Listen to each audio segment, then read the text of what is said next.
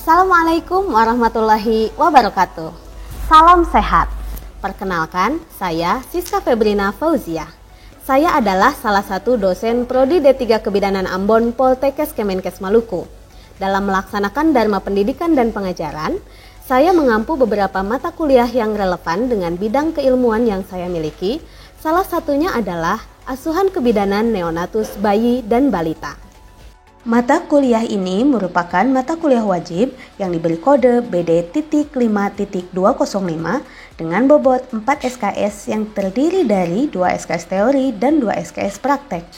Mata kuliah ini membekali mahasiswa dengan pengetahuan, keterampilan, dan sikap profesional dalam memberikan asuhan kebidanan pada neonatus bayi dan balita. Cakupan materi yang dipelajari dalam mata kuliah ini meliputi kebutuhan dasar neonatus bayi dan balita, prosedur keterampilan dasar kebidanan pada asuhan neonatus bayi dan balita, termoregulasi, pemantauan tumbuh kembang anak, pengenalan tanda bahaya, deteksi dini komplikasi dan penanganan kegawat daruratan, manajemen asuhan neonatus bayi dan balita, serta evidence-based midwifery dalam asuhan neonatus bayi dan balita.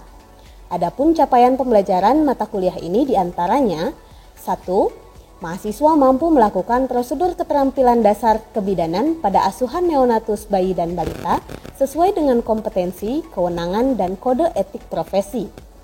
2. Mahasiswa mampu melakukan deteksi dini komplikasi dan penanganan awal kegawat daruratan pada neonatus, bayi, dan balita didasarkan pada pemikiran logis, inovatif, dan bertanggung jawab atas hasil kerjanya secara mandiri. 3. Mahasiswa mampu melakukan manajemen asuhan neonatus bayi dan balita sesuai dengan kompetensi dan kewenangan yang dimiliki, serta bertanggung jawab atas hasil kerjanya secara mandiri. 4. Mahasiswa mampu mengimplementasikan evidence-based midwifery dalam asuhan neonatus bayi dan balita secara bertanggung jawab dengan mempertimbangkan aspek keanekaragaman budaya, pandangan agama, dan kepercayaan masyarakat. Mata kuliah asuhan kebidanan neonatus bayi dan balita ini dilaksanakan sebanyak 16 kali pertemuan yang terdiri dari 14 kali pertemuan untuk proses pembelajaran dan 2 kali pertemuan untuk evaluasi tengah dan akhir semester. Bobot penilaian untuk mata kuliah ini dibagi menjadi 2, yaitu 60% untuk penilaian teori dan 40% untuk penilaian praktik. Penilaian teori terdiri dari 20% penugasan, 40% UTS, dan 40% UAS. Sementara penilaian praktik terdiri dari 50% nilai bimbingan praktik dan 50% nilai ujian praktik. Metode pembelajaran yang digunakan pada mata kuliah ini bervariasi, diantaranya ceramah, diskusi kelompok, studi kasus, dan simulasi. Keikutsertaan saya dalam pelatihan pengembangan media presentasi bagi SDM Kesehatan, pelatihan tenaga pelatih kesehatan, dan workshop pengendali mutu pelatihan bidang kesehatan sangat membantu saya untuk merancang pembelajaran yang terstruktur, menarik, dan interaktif. Berikut adalah salah satu cuplikan kegiatan pengajaran saya pada mata kuliah asuhan kebidanan neonatus bayi dan balita dengan pokok bahasan tentang screening bayi baru lahir. Sekian dan terima kasih. Wassalamualaikum warahmatullahi wabarakatuh. Selamat menyaksikan.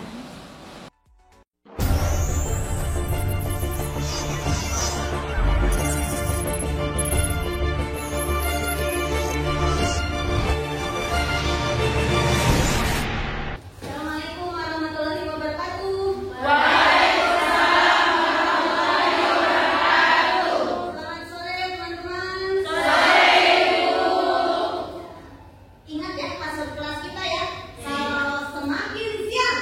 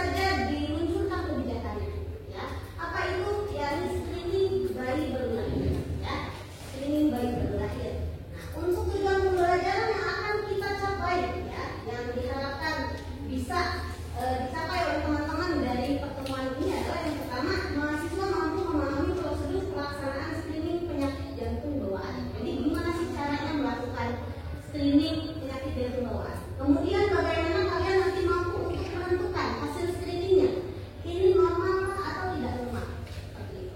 Yang berikut, mahasiswa mampu memahami prosedur pelaksanaan screening dibuat oleh pemerintah. Ya, jadi bagaimana tata laksananya?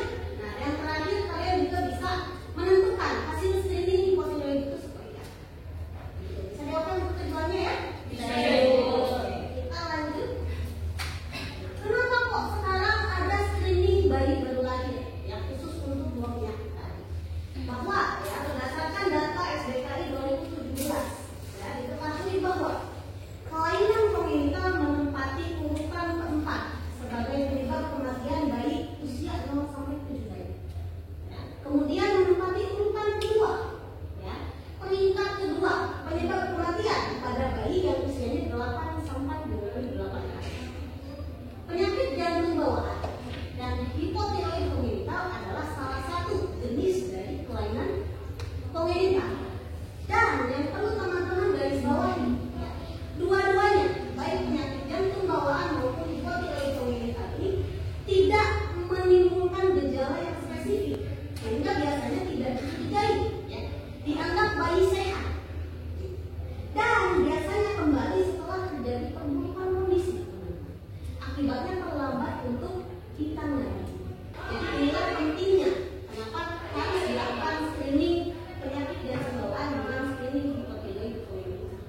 Nah, yang pertama kita akan bahas dulu terkait screening PJB. PJB itu adalah penyakit jantung bawaan. Ya. Yang akan kita bahas yang pertama definisinya dulu. Ya. Kemudian yang kedua gejalanya apa? Dan yang terakhir screeningnya seperti apa? Nanti kita akan bahas waktunya kapan, ya. Kemudian caranya bagaimana dan hasilnya seperti apa. Ya. Kita mulai ke definisinya dulu. Nah, PJB ya.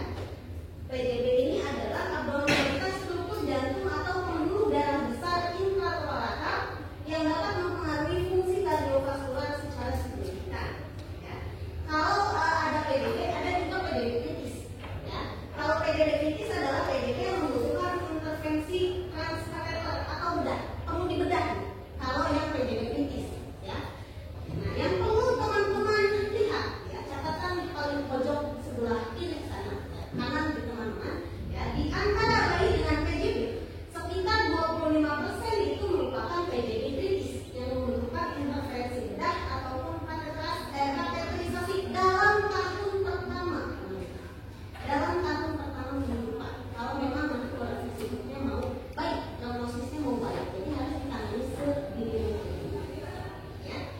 Jadi kalau 25% satu di antara 4 yang menderita PJB adalah PJB kritis. Ya, perbandingannya. Nah, berikut gejalanya. Ya, gejalanya ada 3 gejala utama. Yang pertama sianosis sentral. Ya, kalau sentral berarti di daerah mulut, bibirnya biru. Ya. Akan tetapi, ya, gejala ini muncul ketika saturasi oksigennya di bawah 80%. Kemudian ada sesak nafas. Nah, sesak nafas ini biasanya tidak dicurigai penyakit jantung bawaan karena dia bisa terkait dengan penyakit pernafasan lain. Ya, misal asfiksia, pneumonia,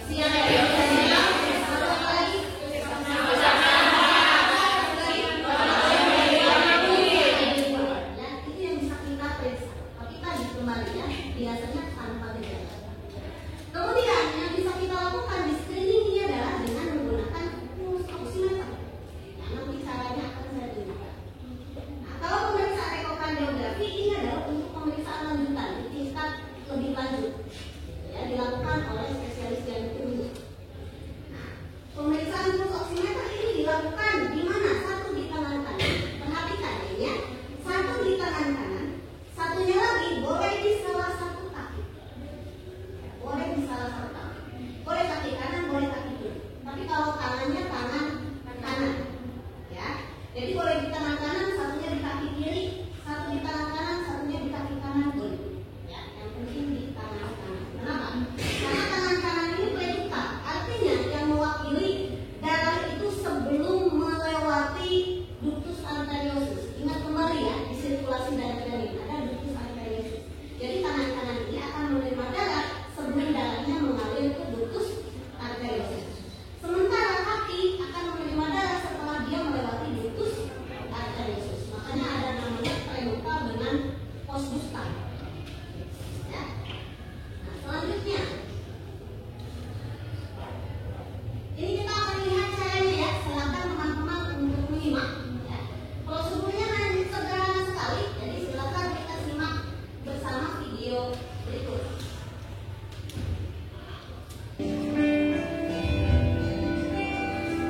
Pasien harus dalam keadaan tenang dan hangat tapi tidak sedang tertidur. Periksa Setelah dibersihkan berapa kali? Umurnya sudah berapa jam? Kemudian apa lagi? Lalu apa lagi? Pasang kainnya di kanan. Lalu pastikan bayinya tetap nyaman pada ya. Lalu nyalakan oksigen.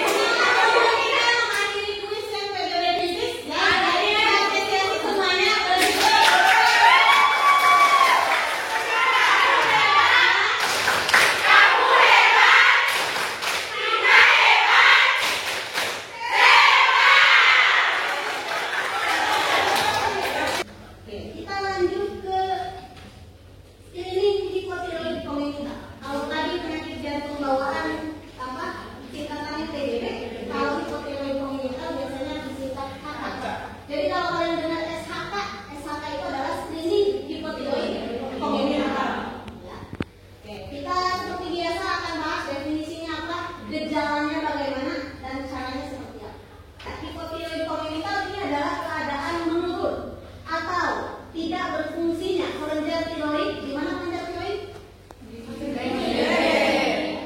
Kelenjar tiroid. Nah, menurun atau tidak berfungsinya kelenjar tiroid yang didapat sejak bayi baru lahir. Ya. Kalau hipotiroid congenital, ya dampaknya ini ya sangat amat terasa nanti di pertumbuhan dan perkembangan. Ya. Kekurangan hormon tiroid pada bayi dan masa awal kehidupan ini dapat menyebabkan anak mengalami gangguan perkembangan, gangguan pertumbuhan. Yang paling berbahaya adalah disabilitas intelektual. Nanti kelambatan otak dan sifatnya irreversibel, tidak bisa diperbaiki. Ya. Nah, kita sekarang ke caranya. Kapan screening hipotiroid congenital dilakukan? Beda, ada perbedaan ya. Kalau tadi PDB berapa jam? 24 jam. Kalau screening hipotiroid congenital di 48 sampai 72 jam. Di KM berapa? Bisa di KM pertama 48 ya? Bisa di KM kedua. Kemudian sebaiknya catat baik-baik ya. Darah tidak diambil dalam 24 jam pertama setelah lahir. Kenapa? Karena kadar PSH-nya masih tinggi, sehingga bisa jadi nanti terjadi hasil positif palsu. Ya, karena masih dipengaruhi hormon ibunya. Jadi jangan ambil di 24 jam pertama. Ya, pastikan 48 jam sampai 72 jam. Jangan juga lewat karena tadi kita terbatas waktu. Ya. Nah, cara pemeriksaannya perhatikan baik-baik ya. Teknik pengambilan darah yang digunakan adalah metode filter. Diambil dari tumit kaki bayi. Tidak semua vaskes itu ada tempat untuk periksa sampelnya. Kalau ambil semua vaskes dilatih untuk ambil, tapi tidak semua lab bisa lakukan pemeriksaan sampel. Gitu, ya. Jadi yang paling mudah kan tadi kita kirim ke Surabaya atau Makassar atau Manado ya. Biasanya yang paling dekat Makassar sama Surabaya ya. Kemudian bisa kalian lihat gambarnya ya. Nah, tadi yang saya bilang ya, kalau dibentuk huruf V ya, bagian sini sama sini yang boleh diambil. Tumit bayi itu daerah yang bisa diambil darahnya. Jangan yang tengah. Darahnya kita tes di mana? Sebelah sini. Nanti bikin 2 bulatan ya. Nah, berikut adalah cara pengambilan spesimen. Jadi silakan diperhatikan. Langkah steril sambil mengantar hidup bayi sampai berada di atas kepala bayi. Bekas tusukan tidak perlu diberi plester ataupun pembalut. Cara pengiriman spesimen. Setelah kering, spesimen siap dikirim. Cara pengirimannya, spesimen harus disusun berselang-seling agar bercak darah tidak saling bersinggungan. Atau sisipkan kertas di antara bercak darah. Atau masukkan spesimen ke dalam kantong khusus. Masukkan ke dalam amplop dan sertakan daftar spesimen yang dikirim. Pengiriman dan Kita ke prosedurnya tadi ya. Apa yang dilakukan pertama kali? Siapkan. Apalagi?